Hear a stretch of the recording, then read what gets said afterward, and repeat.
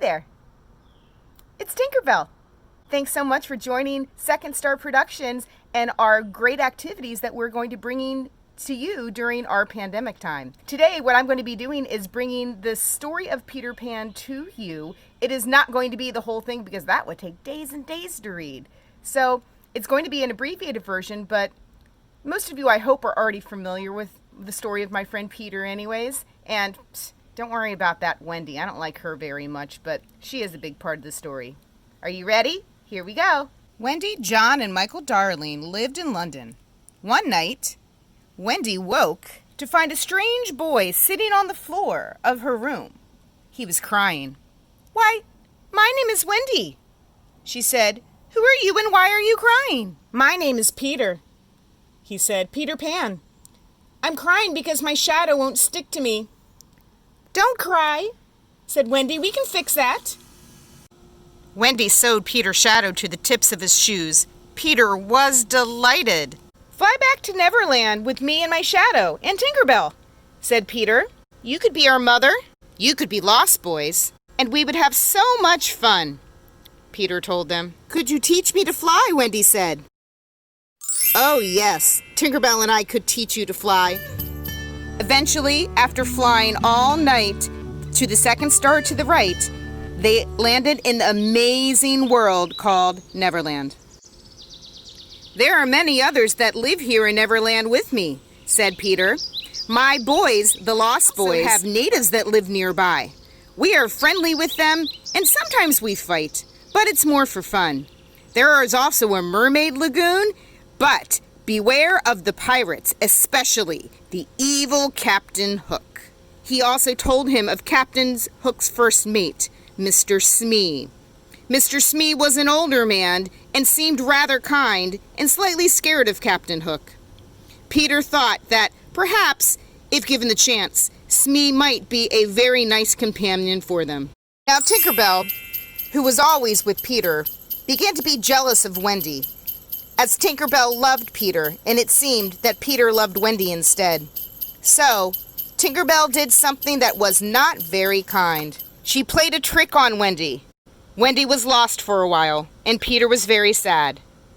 But eventually they found Wendy, and they brought her back, the home that the Lost Boys lived in under the roots of a tree. The home was wonderfully dirty, just like the Lost Boys liked it.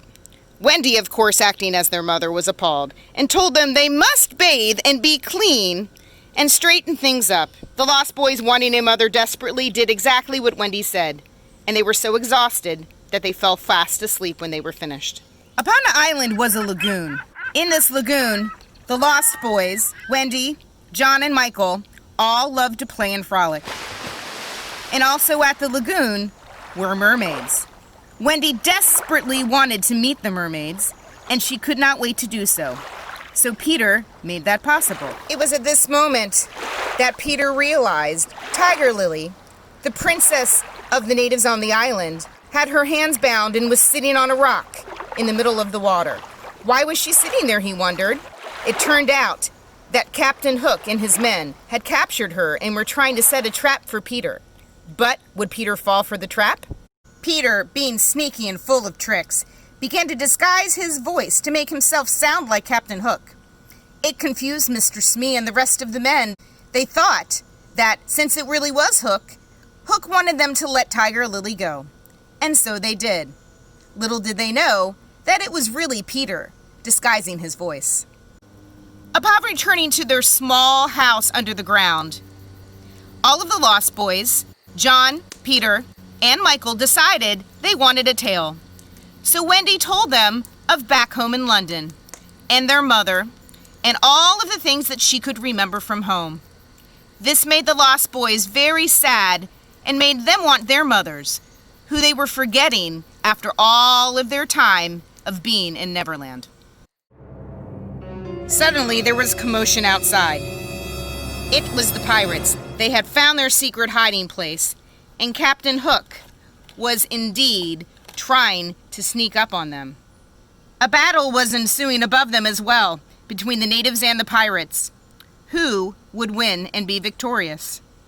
The Lost Boys were rooting for their friends, the natives, and hoped that the pirates would be defeated.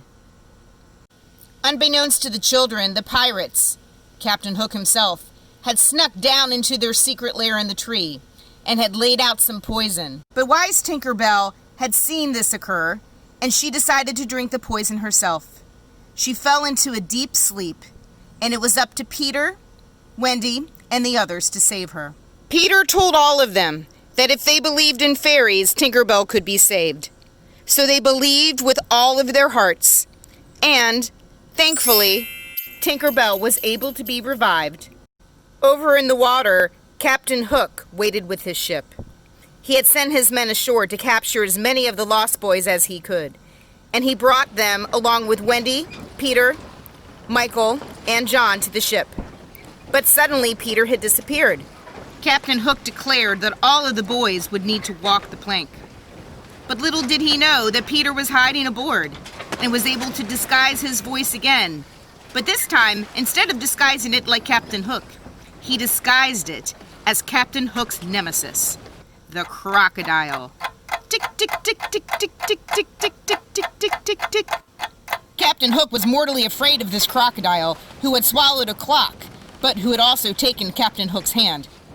Captain Hook, thinking that, indeed, it was Peter playing a trick, which was true, Captain Hook didn't really pay attention and did not realize that the real crocodile was waiting in the water for him.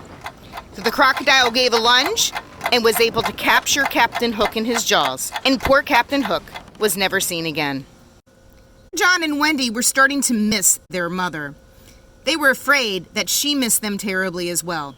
Wendy asked the Lost Boys and Peter if they would like to accompany her. Some of the Lost Boys said that they would, but Peter and Tink decided they would like to stay in Neverland. Wendy, John, and Michael, very homesick, decided to fly home. And that is how the darling children had an adventure with Peter Pan, Tinkerbell, the Lost Boys, and all of the others. They returned home and eventually became adults and slowly began to forget Neverland. But Peter would always visit at their window, peeking in at night, sometimes bringing Tinkerbell with him, and remembering all of the wonderful times that they had. The end. So thanks so much for joining me for our read aloud. I hope you realize that that was actually a pop-up book, which is kind of interesting. So some of the pages became 3D for you. I hope you enjoyed that. So some questions to think about after listening to the story. If you were able to be like Wendy or John or Michael, and you would be able to go to Neverland, would you leave your parents, and would you? If you were an adult, do you believe in magic and fairies? Who would you like to stay with? Would you rather stay with the Lost Boys, the mermaids, the fairies, the pirates? If you were involved in one of the battles, which side would you have picked? Would you have fought with the pirates, or would you have fought with the others? Think about those questions. If you would like to have a family discussion, it's a great way to get together and talk about this wonderful book by J.M. Barrie. Thanks so much for joining Second Star Productions. And again, if you'd like to help us out during this pandemic time so that we can continue to bring the arts to you at home, there is a donation button that you can click.